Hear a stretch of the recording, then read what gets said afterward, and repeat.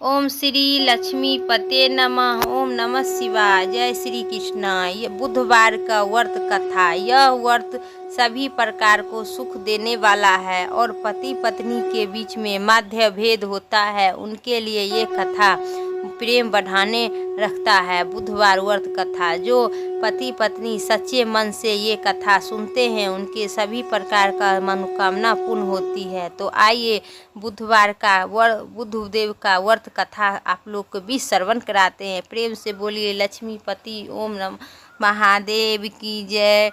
एक व्यक्ति का नया नया विवाह हुआ था। वह गौना कराने के बाद दूसरी बार पत्नी को लेने के लिए रविवार को ससुराल पहुंचा था।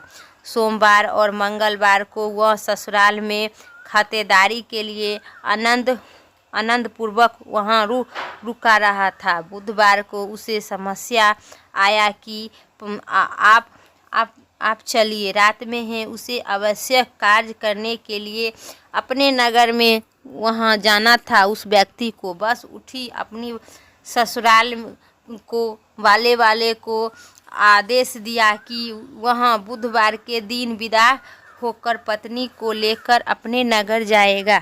उस व्यक्ति ने सास ससुर और साला साली के उसे बहुत ही समझा बुझाकर बुधवार को पत्नी को विदा करवा कर ले जाना शुभ नहीं है, लेकिन वह व्यक्ति अपनी जिद से अटल से बस नहीं माना।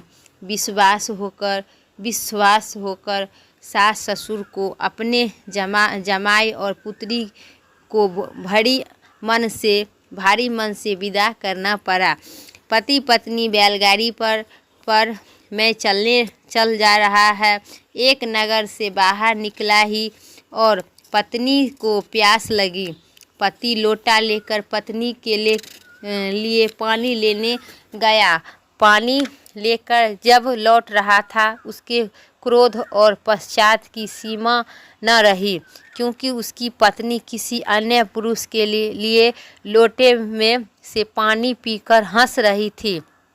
हंस बात कर रही थी। क्रोध में आया आग बबूला होकर उस आदमी से झगड़ने लगा उसकी पति। मगर यह देखकर उसने आश्चर्य की सीमा न रही। उस पुरुष ने कुशल से व्यक्ति की सहानुभूति मिलती है। हम सकल व्यक्तियों को झगड़ते हुए जब काफ़ी देर हो गया तो वह अनजान वाले एक भीड़ एकमात्र हो गया।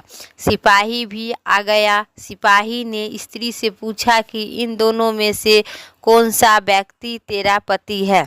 तो बेचारी ने असमंजस में पड़ गई, क्योंकि दोनों ही एक शकल के दूसरे से बिल्कुल मिलता जुलता था। बीच राह में अपनी पत्नी को इस तरह लोटा देखकर उस व्यक्ति की आंख भर आई। वह शंकर भगवान को प्रार्थना करने लगी कि हे भगवान, आप मेरी और मेरी पत्नी का रक्षा करो। मुझसे बड़ी भूल हो गई है जो मैं बुधवार का पत्नी का विदा कर लाया। भविष्य में ऐसा अपराध कदापि नहीं करूँगा। उसकी यह प्रार्थना जैसे ही पूरी हुई दूसरा व्यक्ति अंतर्ध्यान हो गए और वह व्यक्ति कुशल अपनी पत्नी के साथ अपने घर पहुंच गया।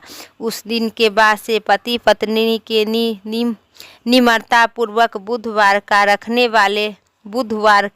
को रखने से इस व्रत कथा को सुनता है और क्यों किसी और से सुनाता है, उसको बुधवार के दिन यात्रा करने पर भी कोई दोष नहीं लगता है और यह विवाहित जीवन में सुख शांति और समृद्धि की प्रकार है।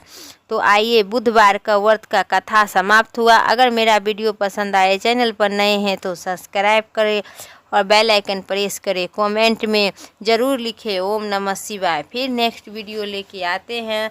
तब तक के लिए जय श्री राम। राधे राधे।